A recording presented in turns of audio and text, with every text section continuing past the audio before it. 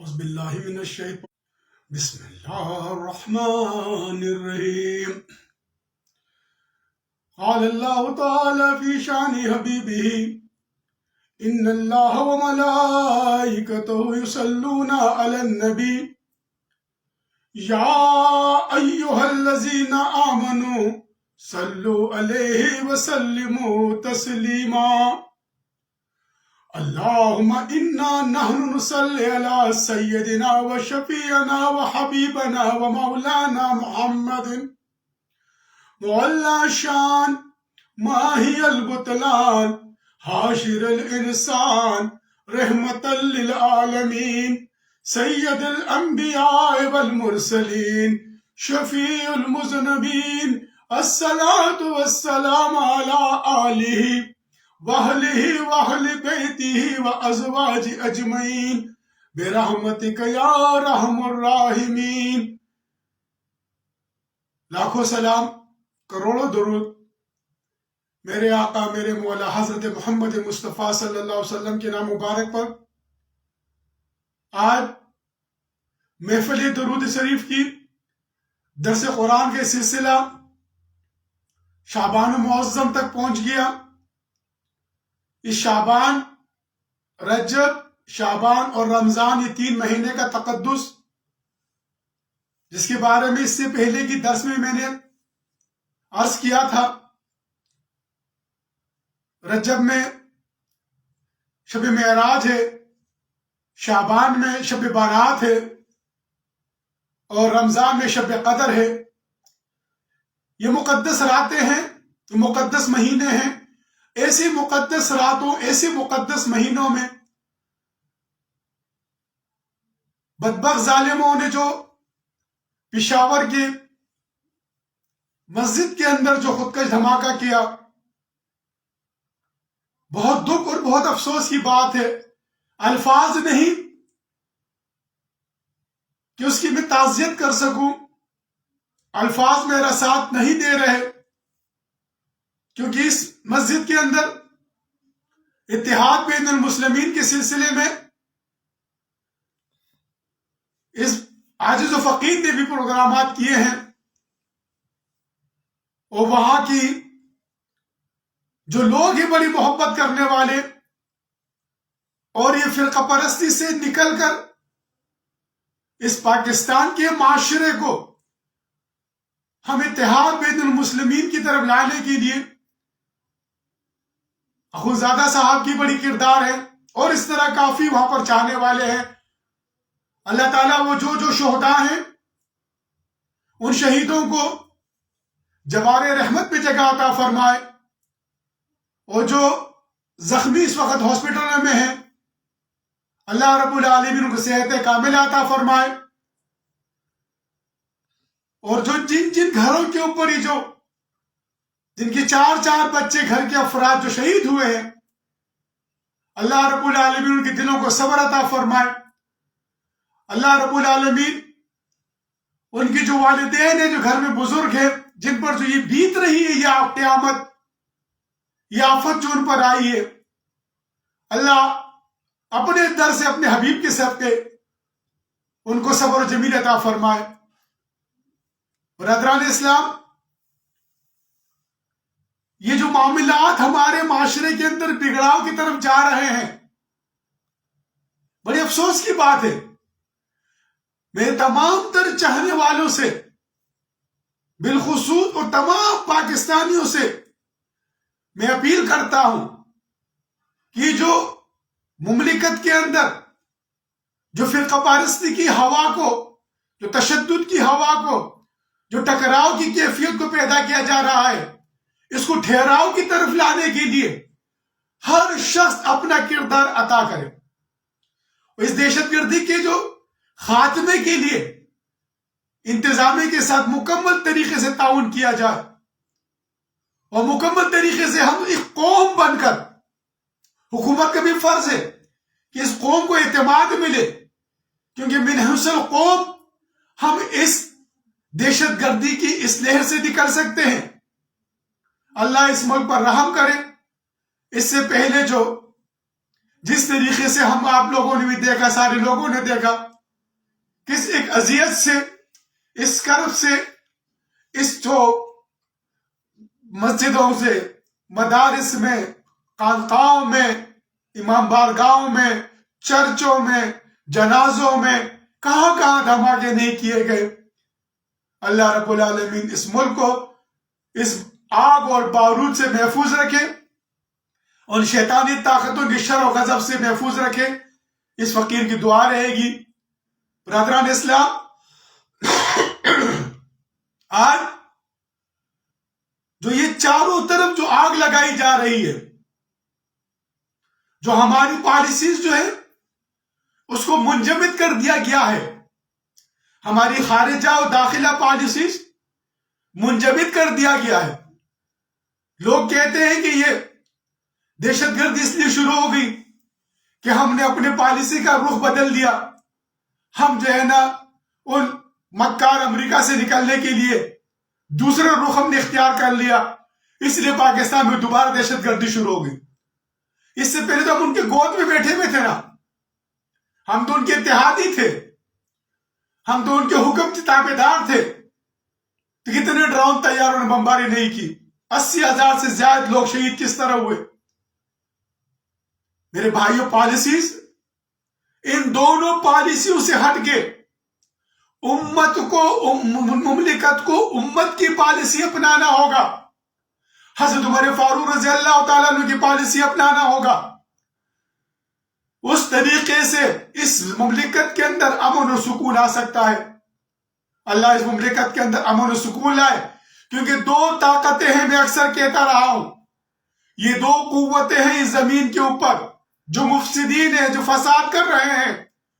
ایک ہندوستان جو اپنے ہندوستان کے اکھٹ بھارت کے خواب دیکھ رہا ہے، اس خواب کو تکمیل تک پہنچانے کے لیے، اور ایک اسرائیل اپنے وسیع تر اسرائیل کے جو خواب دیکھ رہا ہے اس کو اپنی تکمیل تک پہنچانے کے لیے ساری دنیا کے سمجھداروں کو بیوقوف بنا کے آپس میں لڑا رہے ہیں۔ ساری دنیا کے سمجھدار اس یہاں تو بیوقوف بنے ہوئے، وہ اپنے مفادات پورے کر رہے ہیں۔ آج آپ دیکھیں، ایک طرف ہندوستان مضبوط ہو رہا ہے، دوسری طرف اسرائیل مضبوط ہو رہا ہے۔ وہ اپنے جو عزائم ہیں، ان عزائم کو تکمیل تک پہنچانے کے لیے انسانیت کا قتل عام کر رہے ہیں۔ اب اس عزائم کو ان کے کس طریقے سے ہم جو ہے توڑ کر سکتے ہیں؟ ہم نے قرآن اور حضور نبی کریم صلی اللہ علیہ وسلم کی طریقہ زندگی کو اپنانا ہوگا۔ اب دیکھنا ہوگا ہم کو، قرآن کے طریقے کو ہم نے دیکھنا ہوگا۔ دیکھو، قرآن دنیا کا واحد وہ کتاب ہے جو کہ ہر زمانے میں نافذ چلے آ رہا ہے۔ میں جو اکثر یہ قرآن شریف کی سورہ احزاب کی جو آیت پڑھتا ہوں، ان اللہ وملائکتہ یصلون علی النبی، اب اس صلاۃ کے اندر ہی جو نبی پر صلاۃ ہے، یعنی طریقہ نبی جو ہے اسی کو مومنین نے اپنانا ہوگا، اور اسی طریقے کو اپنا کے جو ہے مومنین کیا کریں گے؟ صلو علیہ وسلم تسلیما، 4 عمل کریں گے۔ مومنین نے 4 عمل کرنا ہے، یعنی ان اللہ، جو اللہ اس کے ملائک جو نبی پر صلاۃ بھیج رہے ہیں، اس کے لیے مومنین سے کہا جاتا ہے یا ایھا الذین آمنوا، اے ایمان والو، اے مومنینو، آپ لوگوں نے، اب ہم مومنین سب نے مل کر ایک جماعت کی طرف اشارہ ہے۔ وہ جماعت کون سی ہے؟ کیونکہ یا ایھا الذین صرف مومن نہیں ہے، مومنون ہے، اے ایمان والو جمع کا صیغہ ہے۔ اب اس جمع کے صیغے کے اندر جو جماعت ہے وہ حضرت امام مہدی علیہ السلام کے لشکر کے سپاہی ہیں۔ اس جماعت نے جو ہے وہ کیا کرنا ہے؟ ہم سب اس جماعت کے ممبر بننا ہے، ہم اس امام مہدی علیہ السلام کے لشکر کے سپاہی بننا ہے، اور سب نے مل کر کیا کرنا ہے؟ صلو علیہ وسلم تسلیما، تبلیغ کرنی ہے، ہجرت کرنی ہے، غزوات کرنی ہے، اور تسلیمات کرنی ہے، حضور کو منوانا ہے، حضور نبی کریم صلی اللہ علیہ وسلم کو منوانا ہے۔ یہ 4 ہے جس سے رضوان اللہ ملتی ہے، ان چاروں کے ذریعے اللہ کی رضا ملتی ہے۔ تو آج امت مسلمہ جس طریقے سے نرگائے یہود اور ہنود میں پھنسی ہوئی ہے. 3 مملکتیں میرے بھائیوں، لوگ کہتے ہیں 2، میں کہتا ہوں 3 مملکتیں. جو 3 مملکتیں نظریات پہ چل رہی ہیں، اس نظریے کے تحت ان کی مملکت کی تکمیل تشکیل ہوئی ہے. ایک مملکت خدا داد پاکستان، بن کے رہے گا پاکستان، بٹ کے رہے گا ہندوستان. پاکستان کا مطلب کیا؟ لا الہ الا اللہ. ایک کلمے کے نام پہ پاکستان بنا. ہندوستان کے جو ہندو ہیں وہاں سے مسلمان نکل کے پاکستان کی 2 قومی نظریہ. آج کے نوجوان کو 2 قومی نظریہ معلوم ہی نہیں ہے. یہ 2 قومی نظریہ کیا ہے؟ ایک قوم مسلمان، ایک قوم باطل. یہ 2 قومی نظریہ ہے. اس کائنات کے اندر اس 2 قومی نظریے کو ہم نے اپنانا ہے. اس طریقے کو ہم نے سمجھنا ہے، سوچنا ہے. ہمارے نوجوان کو ان کو بتانا ہے کہ پاکستان بننے کا مقصد کیا تھا. ایک اسرائیل کی مملکت جو کہ وسیع تر اسرائیل کے لیے بنی ہے، اور ایک ہندوستان جو اکھنڈ بھارت کے لیے بنا. یہ 3 مملکتیں، یہ 3 مملکتیں ہیں. ایک مملکت پاکستان کی، دوسری ہندوستان کی، تیسری اسرائیل کی. یہ 3 مملکتیں ہیں زمین پر جو کہ اپنے نظریات کو، نظریاتی اس پر بنے ہوئے ہیں. اب میں نے اس سے پہلے عرض کیا کہ انہوں نے کیا بنایا؟ تہذیبوں کا ٹکراؤ. دیکھیے اب نئی چیز چلنے والی ہے جس کو یہ نام نیا دیتے ہیں کہ بھائی کیا ہوتا ہے، اسلامی فوبیا. یہ ابھی نیا آنے والے، آپ دیکھیں گے اس کے اوپر بھی دہشت گردی شروع کر دی جائے گی. اسلامی فوبیا بھائی. پہلے انہوں نے کیا تہذیبوں کا ٹکراؤ. اب تہذیبوں کا ٹکراؤ یہ کس طرح شروع کر رہی ہے؟ کس طرح تہذیبوں کو آپس میں ٹکروا دیا؟ پاکستان فوج کو، ان پختونوں کو، اس قبائل کو کس طرح آپس میں لڑوا دیا؟ کس طرح ہم کو شیعہ سنی پہ ٹکراؤ پیدا کرا دی؟ کس طرح ہماری اس مہذب معاشرے کو کس طرح ایک دوسرے کے خلاف تکفیر کی طرف لے کے چلے گئے، درندگی کی طرف لے کے چلے گئے. یہ تہذیبوں کا ٹکراؤ چلا. اس ٹکراؤ کے اندر آپ نے دیکھا کہ ایک سوشل میڈیا کے ذریعے ایک مسلمانوں کے خلاف پروپیگنڈا شروع کر دیا گیا.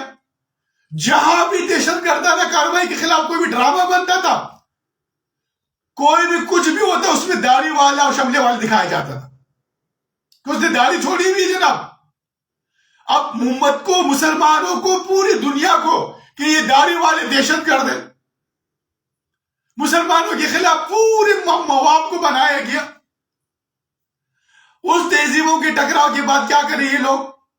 مختلف تنظیمیں بنا کے ہم کو آپس میں لڑاتے رہے. اب ایک نیا شوشہ شروع کر رہے ہیں، اسلام فوبیا. اب اسلام فوبیا کے نام سے یہ آپ کچھ عرصے میں دیکھیں گے یہ ایک دہشت گردانہ کارروائی شروع ہو جائے گی. جس طریقے سے یہ موڑ کے لایا جا رہا ہے اس چیز کو، یورپی یونین، امریکہ ایک ہوا بنا کر کہ پاکستان چلا گیا جناب، اس روس کے ساتھ مل گیا، اور یہ روس مل کر جو ہے نا، پاکستان اور یہ روس مل رہے ہیں آپس میں. ان کو جناب یہ کہ اسلام فوبیا ہو رہا ہے جدھر. اب اس چیز کو ایک ہوا بنا کر، ایک میڈیا وار بنا کر، ایک ٹکراؤ پیدا کر کر پھر آپس میں ہم کو لڑانے کی سازشیں کی جا رہی ہیں. اللہ اس مملکت پر رحم کرے، اللہ خیر کرے، فضل کرے اپنا، اور ان کی سازشوں کو ہمارے حکمران سمجھ کر ان کی سازشوں کا تریاق اللہ پیدا کر دے تاکہ یہ سازشیں ان کی ٹوٹے اور اللہ کی حمد قائم ہو. حضرت امام مہدی علیہ السلام کا لشکر اٹھے اور اس زمین کے اوپر خلافت علی منہاج نبوت دوبارہ قیام کرے. برادران اسلام، میں نے اس سے پہلے عرض کیا تھا کہ امت مسلمہ کے میرے پیر و مرشد فرماتے ہیں 700 جو بنیادی ہمارے جو متفقہ ہیں، 700 ایسی چیزیں جو امت مسلمہ اس پر متفق ہے. 700 باتیں ایسی ہیں. اب 700 باتوں کو چھوڑ دیا، پیچا اوپر کر لو کافر، پیچا نیچے کر لو کافر، رفع یدین کرو کافر، نہیں رفع یدین کرو کافر. یہ کفر کے فتوے شروع ہو گئے. میں نے عرض کیا انڈونیشیا کی جزائر سے لے کے اٹھنے والی آواز آزان کی پوری دنیا میں وہی ایک آزان گونجتی ہے وہی ایک قبلہ روح ہو کے نماز پڑھتے ہیں. میرے پیر و مرشد نے فرمایا کہ جب اس مسلمان کے گھر میں بچہ پیدا ہوتا ہے، اس بچے کے کان میں سب سے پہلے کیا کرتے ہیں؟ اس بچے کی ایک کان میں اذان دی جاتی ہے، دوسرے کان میں اقامت کی جاتی ہے. تو اس بچے کو یہ نہیں کہا جاتا کہ تو دیوبندی گھر میں پیدا ہوا، تو بریلوی کے گھر میں پیدا ہوا، تو سید کے گھر میں پیدا ہوا، تو شیخ کے گھر میں پیدا ہوا. جب بچہ جوان ہوتا ہے، جو اس کو سامنے قرآن رکھا جاتا ہے پڑھنے کے لیے، اس کو قرآن عربی میں ہی پڑھایا جاتا ہے، اس کو قاعدہ پڑھایا جاتا ہے، اس کو قرآن پڑھایا جاتا ہے. اس کے بعد جب جوان ہوتا ہے، شادی ہوتی ہے، تو نکاح من سنتی، حضور نبی صلی اللہ علیہ وسلم کی سنت کے اوپر نکاح کیا جاتا ہے. اس کے بعد جب وہ بچہ دنیا سے رخصت ہونا ہوتا ہے تو کیا ہوتا ہے؟ اس کو وہاں بیٹھ کے کہتے کلمہ شہادت پڑھو. جب قبر میں انسان کو دفن کیا جاتا ہے، وہاں ملائکہ آتے پوچھنے کے لیے. کیا پوچھا جاتا ہے؟ من ربو کے بندے، رب تیرا کون ہے؟ من دینو کے تیرا دین کون ہے؟ من حاضر رجل، حضور نبی کریم صلی اللہ علیہ وسلم کی شبیہ مبارک دکھائی جاتی ہے کہ کیا اس کو تم پہچانتے ہوئے کون ہے؟ وہاں پر یہ نہیں پوچھا جاتا تو نے فرقہ کون سا، تمہارا فرقہ کون سا تھا، تمہارا پیر کون سا تھا، تمہارا مسلک کون سا تھا، تم کس پارٹی کو تم نے ووٹ دیا، تم نے کس پارٹی سے جناب انتخابات لڑتے رہے. وہاں پر یہ نہیں پوچھا جاتا. وہاں پر آپ سے اعمال پوچھے جاتے ہیں، وہاں سے آپ کا دین پوچھا جاتا ہے. حوض کوثر پہ رسول اللہ صلی اللہ علیہ وسلم سے، ارے آپ چاہتے ہو کہ وہ نبی ہمارے جو ہے ہمیں حوض کوثر پہ، جام کوثر پہ لائے، تو میرے بھائی اس نبی کے طریقے پر پھر عمل کرنا ہوگا، اس نبی کے راستے کو اپنانا ہوگا، اسی کے طریقے پر زندگی کو گزارنا ہوگا. حوض کوثر پہ رسول اللہ صلی اللہ علیہ وسلم، محشر میں رسول اللہ صلی اللہ علیہ وسلم، حشر پہ رسول اللہ صلی اللہ علیہ وسلم، شفاعت پہ وہی نبی، دوسرا کوئی نہیں. تو پھر یہ ہم ایک دوسرے کے خلاف فرقہ پرستی کہاں لے کے بیٹھے ہوئے؟ نہ بچپن میں کسی کام کی، نہ جوانی میں کسی کام کی، نہ بڑھاپے میں کسی کام کی، نہ قبر میں کسی کام کی، نہ حشر میں کسی کام کی، نہ حوض کوثر میں کسی کام کی، نہ شفاعت پہ وہ ہمارے لیے آگے آ کے شفیع بنے گی. شفیع مزدمین تو حضرت محمد مصطفیٰ صلی اللہ علیہ وسلم کی ذات ہے. تو یہ فرقے جو کو آپس میں لڑایا جا رہا ہے، جو تکفیر پیدا کی جا رہی ہے، حضور نبی کریم صلی اللہ علیہ وسلم کے بنائے اور بتائے ہوئے طریقے پر امت مسلمہ ایک ہو سکتی ہے. اس ایک ہونے کے لیے، ایک کرنے کے لیے اس فقیروں نے یہی سلسلہ جو شروع کیا، جس کو جو پنجاب میں بہت عرصے سے محفل عرفان کے نام سے تقریباً 30 سال سے مختلف جگہوں پر محفلیں ہوتی ہیں. بہت مختلف جگہوں پہ اس کی محفل عرفان کے نام سے پیر و مرشد نے شروع کی. تقریباً 11 سال سے ہم درس قرآن کا سلسلہ، درود شریف کے درس قرآن کا سلسلہ شروع کرے ہوئے ہیں. کئی رکاوٹیں آئی، شیطان نے کئی جگہ سے رکاوٹیں ڈالی، لیکن الحمدللہ اللہ کے اس نبی کے اس پیغام کو پہنچانے میں اللہ نے راستے کھولتے رہا. اب بھی انشاءاللہ وہ راستے کھولے گا. برادران اسلام، یہ وقت بہت نازک آنے والا ہے. اس مملکت کے خلاف سازشیں چل رہی ہیں. آج وہ امریکہ، آج وہ یورپی یونین، جس کے لوگ گن گا رہے ہیں، جس کی وجہ سے ہمارے 80,000 مسلمان شہید ہوئے، آج پالیسی بدل رہی ہے. تو خدا را اس مملکت کے ہاتھ میں رحم کریں اور حضور نبی کریم صلی اللہ علیہ وسلم کی امت کے سپاہی بنے. آج ہندوستان کے اندر میں نے اس سے پہلے عرض کیا کہ ہاسپٹل میں پیدا ہونے والے بچے کی جو تلک لگائی جاتی ہے، اس کو یہ بتایا جاتا ہے کہ تو ہندوستان میں پیدا ہوا ہے. کان میں اذان دینا وہاں کی جو ہاسپٹل میں اجازت نہیں ہے. کس طریقے سے، کس جاہلانہ انداز سے آپ دیکھ رہے ہیں ہندوستان کے کرناٹک کے اندر مسلمانوں کے ساتھ، مسلمان کی بہن بیٹوں کے ساتھ درندگی کی جا رہی ہے. شکر ادا کرے اللہ کا، لاکھ لاکھ شکر ادا کرے اللہ نے آپ کو اس آزاد مملکت پاکستان میں پیدا کیا ہے، جہاں پر آپ بیٹھ کر حکومت میں بھی اعتراضیں کر رہے ہیں، جہاں پر آپ بیٹھ کر اپنے مساجد و مدارس کو مضبوط تو کر رہے ہیں نا. تو میری التجا ہے، درخواست ہے امت مسلمہ کے ہاتھ فرض ہے کہ اس فرقہ پرستی سے نکلنا ہے. شفیع المذنبین حضور نبی کریم صلی اللہ علیہ وسلم کی ذات مبارک ہے، اور یہ دور بڑا نازک جو آنے والا ہے، من حوصل قوم، ہم اس گرداب سے نکل سکتے ہیں، کیونکہ من حوصل قوم یہ پاکستان بنا ہے. پاکستان ایک قوم کے واسطے بنا ہے. وہ قوم کون سی ہے؟ پاکستان سیاسی بٹیروں کے واسطے نہیں بنا، یہ فصلی بٹیروں کے لیے پاکستان نہیں بنا. اللہ نے پاکستان کو شب قدر کی رات میں جو ہمیں عطا کیا ہے، نزول ملائک کے وقت، اس پاکستان نے اس سرزمین کے اوپر حضرت امام مہدی علیہ السلام کی لشکر کے سپاہیوں کا یہ پناہگاہ ہے. یہ قبائل، یہ پختون، یہ لشکر کے سپاہی ہے جس کو اللہ نے محفوظ کرنا تھا.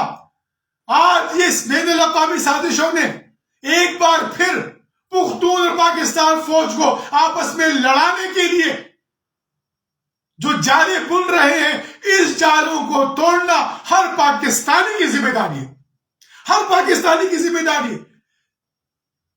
برادران اسلام، وقت مختصر ہے کیونکہ ہم نے یہ عہد کیا ہوا ہے کہ جو درود شریف کا جو یہ درس کا سلسلہ مختصر ہے تاکہ لوگ اس کو سمجھے، سوچے.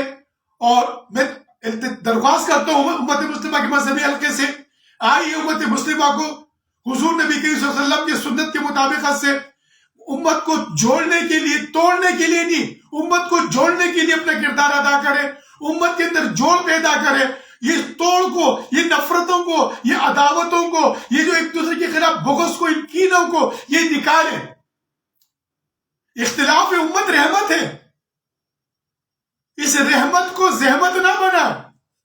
نوجوانوں کو گمراہی سے بچائیں، دو قومی نظریے کی پہچان کرائیں، حضرت امام مہدی علیہ السلام کی پہچان کرائیں. یہ کچھ جو جھوٹے چال باز لگے ہوئے بیٹھ کے جناب سوشل میڈیا پر وہی کہتے ہیں کہ جب میں مہدی کی دعوے سے دستبردار ہوتا ہوں. ارے بے وقوف جاہل نمبر 1، امام مہدی کا دعویٰ ہی نہیں ہے. تو دستبردار ہوتا تو امام مہدی نہیں ہے.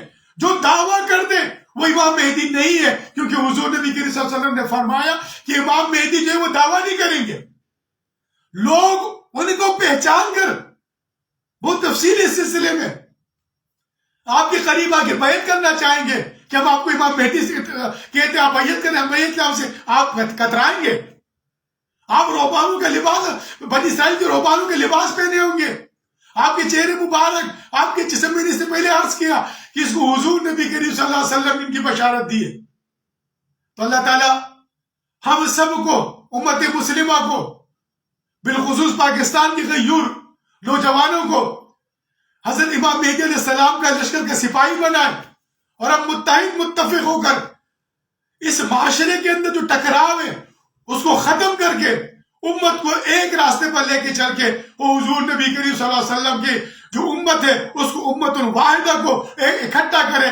فقیر کا یہی پیغام ہے. اور میں آپ سب سے ایک درخواست کرتا ہوں کہ کیونکہ دور نازک ہے، اس طرح جس طرح ابراہا نے، میرے پیر و مرشد نے فرمایا تھا جب افغانستان کے اندر امریکہ آ رہا تھا تو ہم سے سب معتقدین سے فرمایا تھا کہ سب جو ہے سورہ فیل کی تلاوت کرو، کیونکہ جس طرح ابراہا کا لشکر ہاتھی لے کے آیا اللہ کے گھر کو مسمار کرنے کے لیے، اللہ نے اس پر ابابیل کو نازل کر کے اس کی قید کو، مکر کو ختم کر دیا. اس طرح اس مملکت اسلام کے اوپر جو یہ ابابیل یہ جو آئے ہوئے ابراہا کے لشکر والے، یہ ہاتھی مست ہاتھی جو اٹھ رہے ہیں، یورپ کی طاقتیں جو اٹھ رہی ہیں، جو امریکہ کی طاقتیں متحد ہو کے اٹھ رہی ہیں، یہ اٹھ رہی ہیں پاکستان کے خلاف، یہ عالم اسلام کے خلاف، یہ ترکی کے خلاف یہ اٹھ رہی ہے. سعودی عرب کو وہ اپنے انگلیوں میں نچا رہے ہیں. تو اس کے خلاف میری سب سے درخواست ہے کہ سورہ فیل کم از کم ہر مغرب کی نماز کے بعد 3 مرتبہ اس کا دول کرے، تاکہ اللہ رب العالمین اس مملکت کے بھی اسلام کی حفاظت کے لیے اللہ رب العالمین وہ 313 کا وہ لشکر پیدا کرے، وہ ابابیل کا وہ لشکر اٹھائے، اور ہم سب کو جو انہیں سچے ہو اور نیک مسلمان بنا کر حضرت امام مہدی علیہ السلام کے لشکر کے سپاہی بنائے. وما علینا الا البلاغ المبین.